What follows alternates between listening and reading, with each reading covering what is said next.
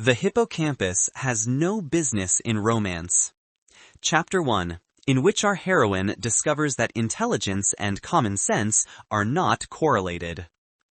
Dr. Cassandra, almost Dr. Whitmore, she still had 6 months until her defense, possessed an IQ of 156, 3 published papers in Nature Neuroscience, and the romantic awareness of a particularly oblivious sea cucumber.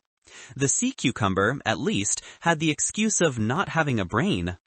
Cass had a spectacular brain. She knew this because she'd literally seen the fMRI scans. Gorgeous neural pathways, excellent gray matter density, hippocampus to die for. She could recite every cranial nerve backwards in Latin while solving differential equations. She understood the neurochemical basis of human attraction down to the molecular level. The dopamine, the oxytocin, the norepinephrine cocktail that turned rational humans into drooling idiots. She just couldn't recognize when someone was actively, persistently, embarrassingly trying to date her. Enter David Kim. David was a third-year graduate student in the cognitive psychology department, which Cass considered a softer science. She could be a snob about these things. He was Korean-American, irritatingly cheerful, and possessed the kind of smile that probably triggered dopamine release in a 5-meter radius. Not that Cass noticed. She was too busy noticing that he kept showing up. Everywhere. Coffee? David appeared at her lab bench like a caffeinated genie, bearing 2 cups from the overpriced place across campus, the one that did the foam art. His cup had a leaf, hers had what appeared to be an attempt at a brain. I remembered you take it black with precisely 1 sugar packet because, and I quote, more than one is hedonism, none at all is masochism. Cass looked up from her microscope slides, blinking. Her eyes took a moment to adjust from cellular level to human face level.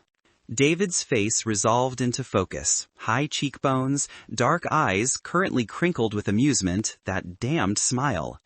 "How did you remember that?" she asked suspiciously. "I have excellent working memory. Did you know that's correlated with fluid intelligence?" "Everyone in this building knows that."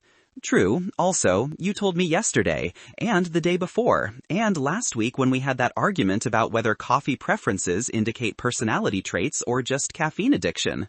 Had they argued about that? Cass had a vague memory of someone being wrong about something. "Coffee preferences are obviously just habituated responses to reinforcement schedules," she said automatically. "You said that too." David set the cup down next to her microscope, carefully avoiding the labeled slides. "Anyway, I brought you this before it gets cold. I'm heading to the fMRI lab. You mentioned you had scanner time at 2? "At 3. "Right, 3. Well, I'm in the behavioral testing suite next door from 2 to 4, if you need anything." He was already backing away, that smile going somehow softer. "Good luck with your olidendrocytes." "They're microglial cells," Cass corrected. "Of course they are." And he was gone, leaving behind a perfect coffee and the lingering scent of something that was definitely triggering her olfactory cortex in unusual ways. Her lab mate, José, rolled his chair over the moment David disappeared. "You know he's into you, right?" "Who?" "David. Kim, the guy who just brought you coffee for the," José counted on his fingers, "9th day in a row?" "Don't be ridiculous. He's just friendly." Cass picked up the coffee. "The brain in the foam was actually quite anatomically accurate. Somebody had talent. Probably Canadian or something." "He's from New Jersey." "How do you know that?" "Because I have basic social awareness and also ears." José spun his chair in a circle, a habit he'd developed during long confocal microscopy sessions. "Cass." Brilliant, oblivious Cass. He brings you coffee. He accidentally books testing time adjacent to your scanner time. Last week, he sat through your entire practice talk, even though it was at 8 a.m. on a Friday, and he's not even in neuroscience. He's in cognitive psychology. It was relevant to his interests. Your talk was about glial cell morphology and neuroinflammation. Cognition is affected by neuroinflammation. José made a noise that could only be described as a strangulated groan of despair. I'm putting this in terms you'll understand. Hypothesis. David Kim is romantically interested in you. Evidence, constant proximity-seeking behavior, resource provision, he pointed at the coffee, active listening during your presentations despite low relevance to his research, memory and coding of your personal preferences, and the fact that he looks at you like you're the featured article in Nature and he's up for tenure review. Cass considered this, then dismissed it. Correlation isn't causation. He could just be networking, building collegial relationships. This is a professional environment. I'm going to pipette myself in the eye, José announced, turning back to his bench. Don't come to my funeral because you'll somehow convince yourself everyone's just there for the free food. But Cass was already lost in her slides again, the coffee warming her hands, her mind cataloging the morphological changes in activated microglia, and definitely, absolutely, certainly not thinking about the way David's eyes crinkled when he smiled. Chapter 2. In which coffee becomes a scientifically significant variable. The coffee continued. Day 10. An Americano with a hypothesis written in the foam. H.O. You don't need caffeine. H1. You really need caffeine. Day 11. Because the weather was warm and humans are thermosensitive creatures, Cass. Day 12. Her usual, but with a post-it note reading, Good luck with your Western blots. Cass had not mentioned her Western blots to anyone except her advisor. Are you tracking my lab notebook? She demanded when she caught David in the break room that afternoon. He looked up from his own coffee, momentarily startled. Out of context, Cass noticed irrelevant details. He was wearing a blue button-down that did interesting things with his shoulders. He had nice hands. There was a small scar on his chin that made him look vaguely rakish. Her visual cortex was working overtime today. She probably needed more sleep. What? No, that would be creepy. He paused, and probably a research ethics violation. Then how did you know about my Western blots? Oh, his face cleared. I ran into Dr. Ramirez at the seminar yesterday. She was excited about your preliminary results. Something about unexpected protein expression in your inflammation model? Dr. Ramirez, her advisor, who had definitely, now that Cass thought about it, mentioned seeing David at the departmental seminar. The one Cass had skipped because she'd been troubleshooting her antibody protocol. You went to a neuroscience seminar? Cass heard herself ask. On purpose? It was about memory consolidation during sleep. That's relevant to my research. Your research is on attention and decision-making. Sleep affects attention. David's smile was doing that soft thing again. Also, your advisor gives good talks, and she mentioned she was excited about her students' work, so I asked about your project because... He trailed off, something almost uncertain crossing his face. Because I'm interested in what you're working on. Why? The question came out more bluntly than Cass intended. But honestly, why would a cognitive psychology student care about glial cell morphology? They inhabited related but distinct research spaces.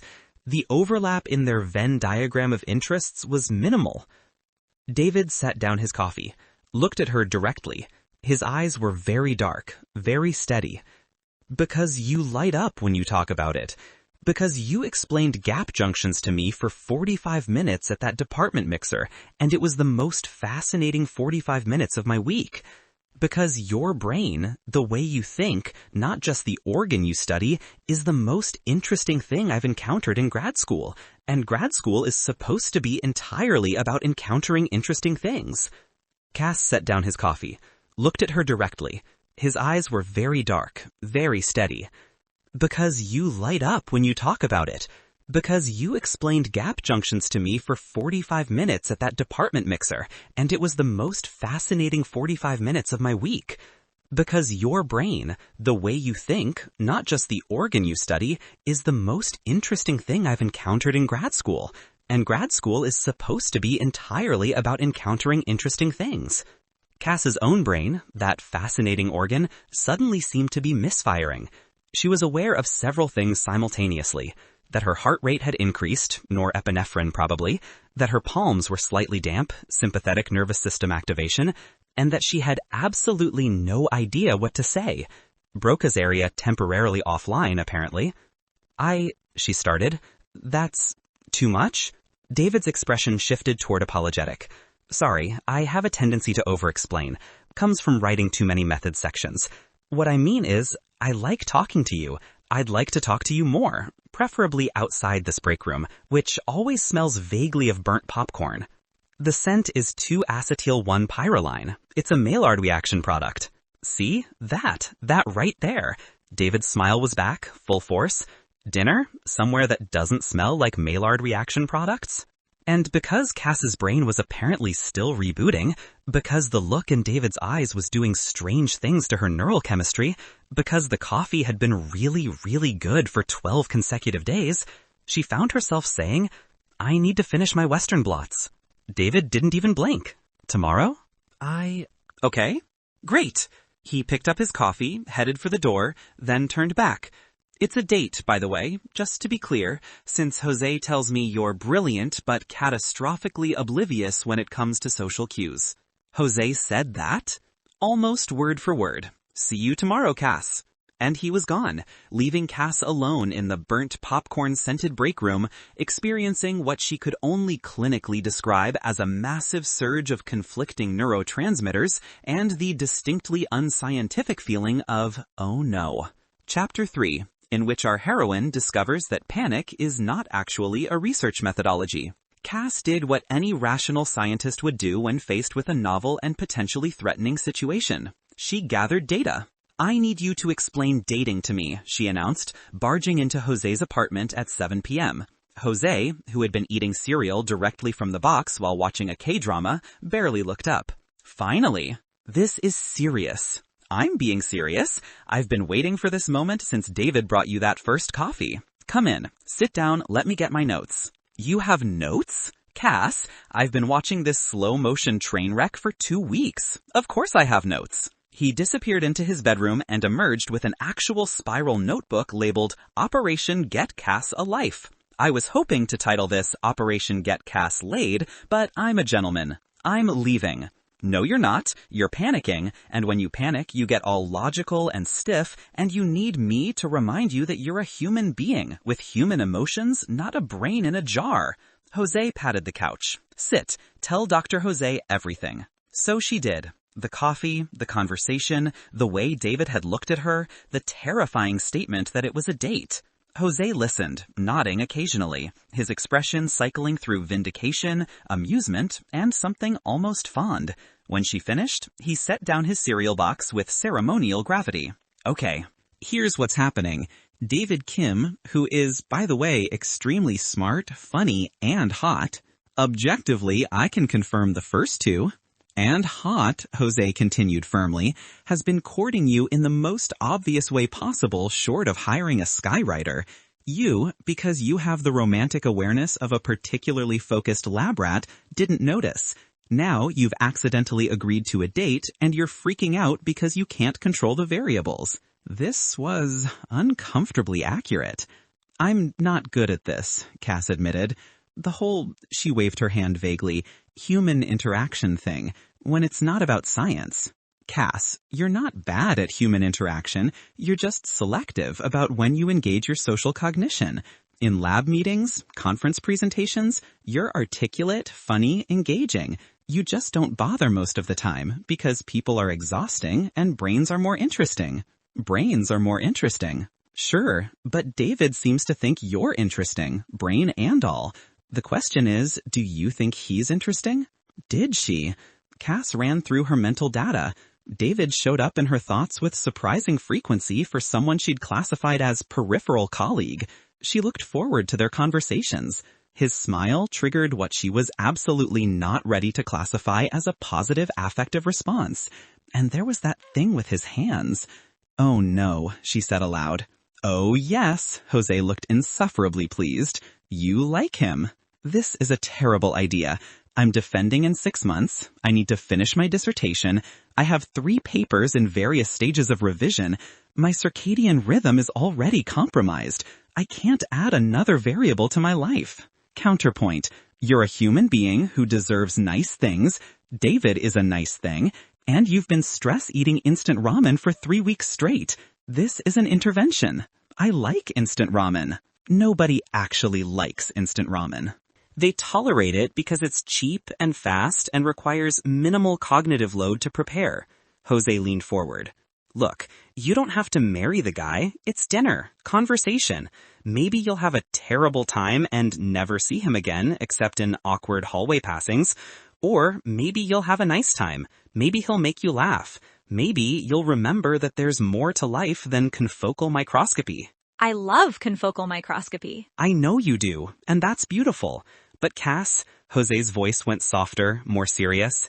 You're allowed to want things that aren't science. You're allowed to be a person. Cass sat with that. The thing was, she'd spent so long being the smart one, the brilliant one, the one who was going places academically, that she'd sort of forgotten about the other dimensions of human existence. Romance, connection, whatever it was that made people write terrible poetry and do inadvisable things. What if I'm bad at it? She asked quietly. At dating? At being that, the kind of person someone wants to date. José threw a pillow at her head. You idiot. You absolute buffoon. David has been trying to date you for 2 weeks. You're already the kind of person someone wants to date. You just have to show up. Show up, Cass repeated. Show up. Be yourself. Try not to explain neurotransmitter systems unless he asks. And for the love of God, if he compliments you, just say thank you instead of explaining the neurobiological basis of positive reinforcement. That only happened once. It was at the department holiday party, and you made a postdoc cry. He was being reductive about dopamine. José just looked at her. Fine, Cass sighed. I'll try. No guarantees. That's all I ask. José retrieved his cereal box. Now get out. My drama is at a critical point, and someone's about to discover their love interest is actually a time-traveling goblin. That sounds scientifically implausible. It's television, Cass. Now go home and pick out something to wear that isn't a free conference t-shirt. Chapter 4, in which romance and neuroscience collide. The next evening found Cass standing outside an Italian restaurant, experiencing what she clinically recognized as anticipatory anxiety. Her palms were damp, her heart rate was elevated. She'd changed clothes 4 times before settling on jeans and a blue blouse that José had once told her made her eyes pop, whatever that meant. She was 3 minutes early. David wasn't here yet. Should she wait outside, go in? What was the protocol? Hey. She turned. David was there, slightly out of breath, hair a bit disheveled, wearing dark jeans and a gray Henley that, okay, fine, José was right, the man was objectively attractive. This was a problem. Sorry, my experiment ran long. Participants kept making irrational decisions. He smiled, a bit rueful. Which is literally what I'm studying, so I can't complain, but timing-wise, it's fine, I just got here. This was a lie. She'd been here for 15 minutes, circling the block, giving herself a pep talk about how this was just another form of data collection. That pep talk had been unsuccessful. They went inside. The host seated them at a small table near the window. Soft lighting, cloth napkins, other couples talking in low voices. It was all very romantic. Cass felt like she'd wandered into someone else's life. So, David said, once they'd ordered drinks, full disclosure, I'm really nervous. This was so unexpected that Cass forgot her own anxiety. You're nervous? Why? Because I've been trying to get you to go out with me for 2 weeks, and now that you're actually here, I'm terrified I'm going to mess it up. He was fidgeting with his napkin, not quite meeting her eyes. I really like you, Cass. I don't want to, say the wrong thing and have you calculate the optimal escape route. Despite everything, Cass laughed. I already calculated the optimal escape route. 2 exits, minimal obstacles. I could be out of here in 30 seconds. See, that should probably concern me, but actually, I just find it charming. David looked up, meeting her gaze. You're very honest. I like that about you. I'm told it's off-putting. By people who are wrong. Their drinks arrived. Wine for David, water for Cass. Alcohol disrupts my sleep architecture. An awkward silence descended. Cass scrambled for something to say that wasn't about glial cells or Western blots or, Can I ask you something? David said. Okay. Why did you agree to this? The coffee thing was working. We could have kept doing that indefinitely. But you said yes to dinner, even though José tells me you've turned down every date you've been asked on for the past 2 years. Cass considered this. took a sip of water, decided to be honest, because apparently that was charming. I'm not sure. Statistically speaking, this is a bad decision. I'm busy, you're busy, we're both in demanding programs. The likelihood of successful relationship formation under these conditions is low. Wow, romance. But, Cass continued, there's something my advisor told me once. She said that science is about following unexpected results. When your data doesn't match your hypothesis, that's when things get interesting. She made herself meet David's eyes. You're an unexpected result. David's expression did something complicated, soft and surprised, and something else she couldn't quite categorize. That might be the best compliment I've ever received. It's not a compliment, it's an observation. Even better. He leaned forward.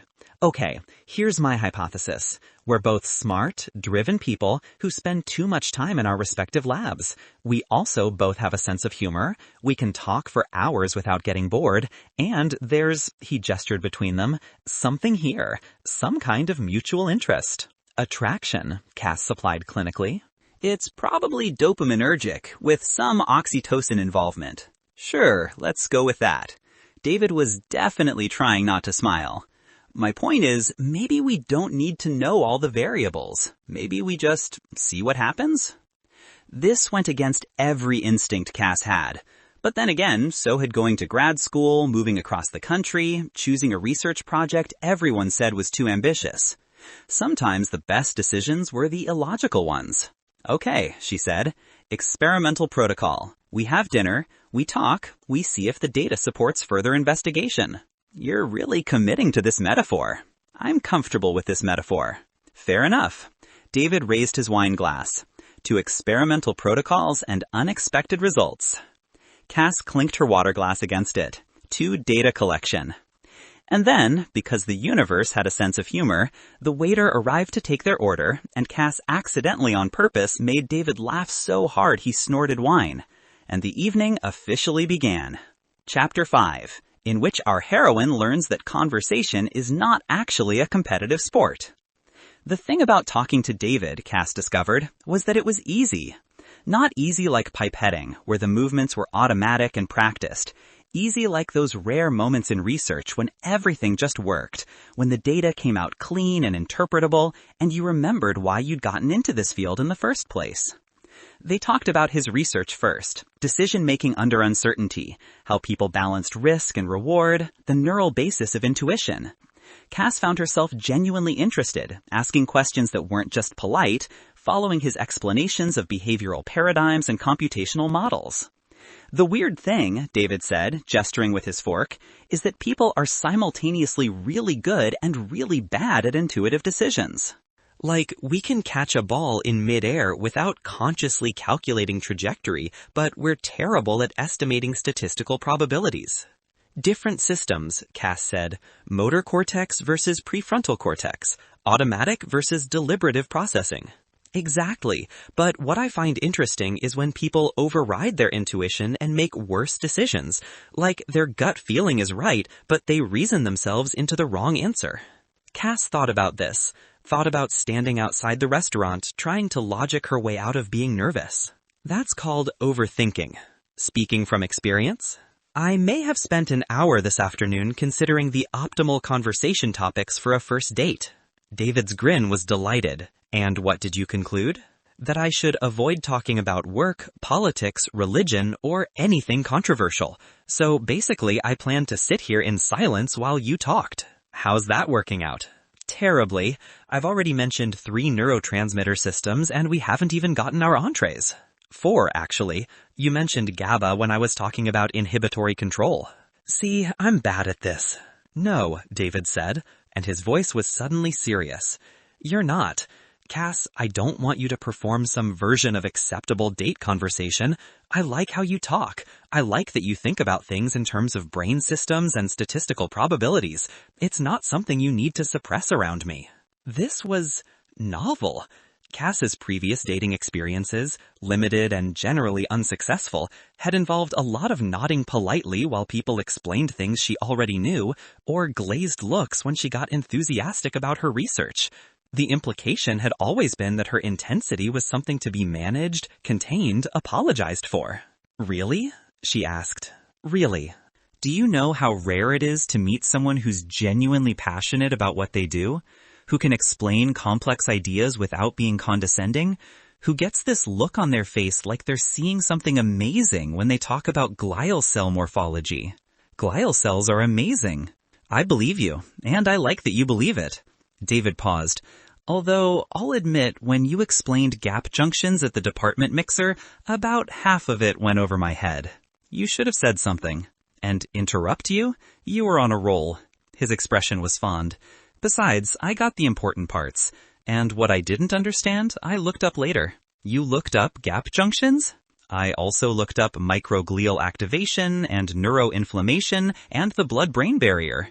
Your research is actually fascinating once you get past the intimidating terminology. Cass stared at him.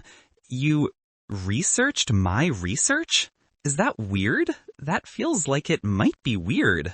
No, Cass didn't have words for what it was. No one had ever done that before, shown that kind of interest, put in that kind of effort. It's really nice, actually. Their food arrived. They ate and talked, and the conversation wandered from science to grad school horror stories to their respective childhoods. David had grown up in Fort Lee, New Jersey, the son of immigrants who'd wanted him to be a doctor or lawyer and had settled for psychologist with mild disappointment. Cass had grown up in Minnesota, the daughter of 2 English professors who were baffled by her pivot to science, but supportive in their bemused way. They keep asking when I'm going to write a book, Cass said. Like that's the only valid form of academic output? I tried to explain that papers are the primary research currency. Yeah, David nodded. My parents don't really get what I do either. My mom keeps telling her friends I'm studying to be a therapist. Which, close enough for casual conversation, but wrong in all the important ways. Exactly. It was nice, Cass thought, talking to someone who understood. The specific weirdness of grad school, the way it consumed your life, the bizarre social dynamics of academia. José got it, obviously, but José was more balanced, had outside hobbies and friend groups. Cass had science, and now, maybe, this. Can I ask you something? She said, surprising herself. Of course. Why me? She struggled to articulate it. You could probably date lots of people who are more normal, who don't spend 12 hours a day in a lab, who know how to dress for dates without consulting their roommate. David set down his fork, looked at her with that steady, serious expression. Cass, do you know what the first thing I noticed about you was? My complete lack of social grace at department events? You were arguing with a postdoc about whether free will exists, and you were winning. Not because you were louder or more aggressive, but because you actually knew what you were talking about. You cited studies. You explained neurodeterminism versus compatibilism. You made this guy, who was clearly used to being the smartest person in the room, actually think. David smiled. And then you got to the coffee station and you told me, a complete stranger, that the department was morally obligated to provide better coffee because caffeine is essential for cognitive function. You were completely serious. Coffee is essential for cognitive function. I know. You've since explained the adenosine receptor mechanism in great detail. He reached across the table, not quite touching her hand, but close. You're brilliant and weird and honest and passionate about what you do. You light up when you talk about science. You have strong opinions about proper pipetting technique. You're not trying to be anyone except who you are. Why wouldn't I be interested? Cass looked at their hands, almost touching on the table, made a decision, closed the distance.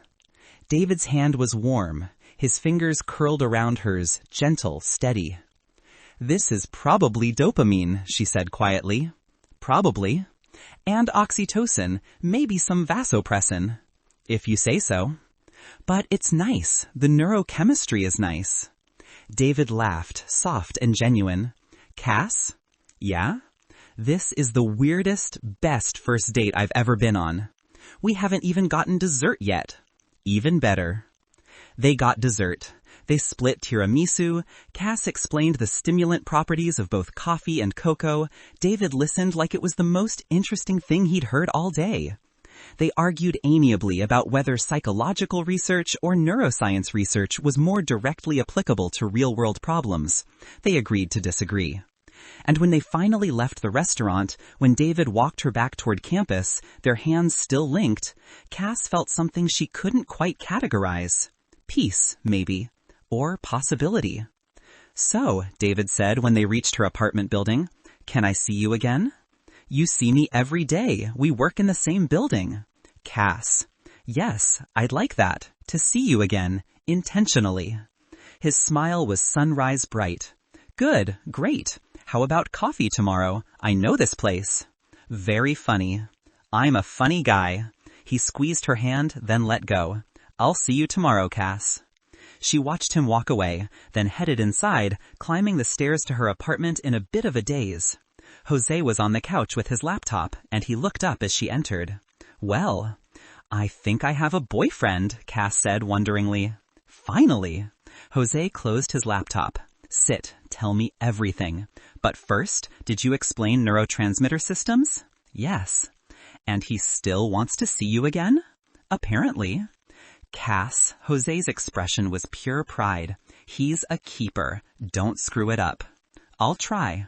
She flopped down on the couch. "José? Yeah? Thank you for the intervention and the notes. That's what lab mates are for. That and borrowing reagents." He paused. "I'm happy for you. You deserve nice things." "Apparently I'm a nice thing to someone else. Who knew?" "Everyone except you, but that's okay. You figured it out eventually." Cass pulled out her phone. There was already a text from David. "Made it home, still thinking about gap junctions. And you. Mostly you." She smiled, typed back, "Thinking about decision-making under uncertainty. And you. In that order." His response was immediate. "I'll take it. Sleep well, brilliant girl." And Cass, who usually had trouble sleeping, who ran experiments in her head until 3 a.m., who was always thinking 5 steps ahead, Cass slept soundly, dreaming of data and coffee and the way David's hand felt in hers. Sometimes, she thought as she drifted off, the best experiments were the ones you didn't plan. Epilogue. 6 months later. Cass successfully defended her dissertation on a Tuesday in April. The committee grilled her for 2 hours about methodology and implications and future directions, and she answered every question with the clarity and precision she'd spent 6 years developing. When it was over, when they'd congratulated Dr. Whitmore, actually, doctor now, officially, when she'd stumbled out of the conference room exhausted and exhilarated and slightly in shock, David was there. He'd been waiting in the hallway with coffee and flowers, and that smile that still did things to her neurochemistry.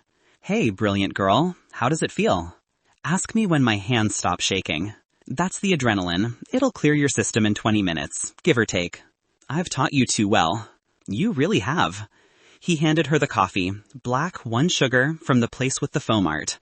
"José is organizing a celebration at the bar, but I thought you might want 5 minutes first." She did. God, she did. Cass leaned against the wall, letting the reality of it sink in. She was done. 6 years of work, culminating in a dissertation defense that had gone, well, really well. "I'm proud of you," David said softly. "I had help. Your feedback on my discussion section was invaluable. I meant I'm proud of you for doing this whole thing, not just the defense, the whole PhD. You worked so hard." Cass looked at him. 6 months, and he still made her heart rate increase. 6 months, and she still hadn't entirely figured out how this worked, how to be a person who had both a career and a relationship. But they were figuring it out together. "Thank you," she said, "for the coffee, and for being here, and for everything." "That's very articulate, Dr. Whitmore. I'm emotionally compromised right now. My prefrontal cortex is temporarily offline." Well, when it comes back online, remind me to tell you something." "Tell me now." David set down his own coffee, stepped closer. His hands came up to cup her face, gentle, sure. "I love you. Have for a while. Wanted to wait until after the defense to tell you. Didn't want to add variables to your stress load, but..." Cass kissed him. It was probably dopamine, definitely oxytocin. Her heart was doing interesting things, and her hands had stopped shaking. And for once, for this moment, she wasn't thinking about neurotransmitter systems or research protocols or anything except the way David kissed her back, soft and sweet and certain. When they broke apart, she said, "I love you too, have for a while, was going to tell you after the defense because I didn't want to add variables to my stress load." David laughed, pressing his forehead to hers. "We're so bad at this. We're so good at this, actually. We're just methodical about it. That's one word for it." They stood there for a moment in the empty hallway of the neuroscience building, coffee cooling in their hands, the future spreading out uncertain and exciting, and theirs. "So," David said eventually, "Dr. Whitmore, what's next?" Cass thought about the postdoc positions she was considering, the papers still to publish, the whole rest of her career stretching ahead, and now, also, this. David's hand in hers, José's friendship, the life she was building that was about more than just science. "I don't know," she admitted, "but I'm interested to find out." "Very scientific of you." "I'm a very scientific person." "You're perfect." David picked up both coffees, handed hers back. "Come on, José's going to be insufferable if we're late to your own celebration." They walked down the hallway together, hands linked, and Cass thought, yes, this. The research, the relationship, the messiness and complexity of human connection. All of it. Her hippocampus had no business in romance, but somehow her heart had figured it out anyway. The end. I love making these videos for you.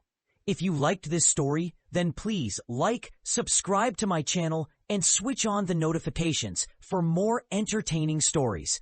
Please also leave a comment for any story suggestions.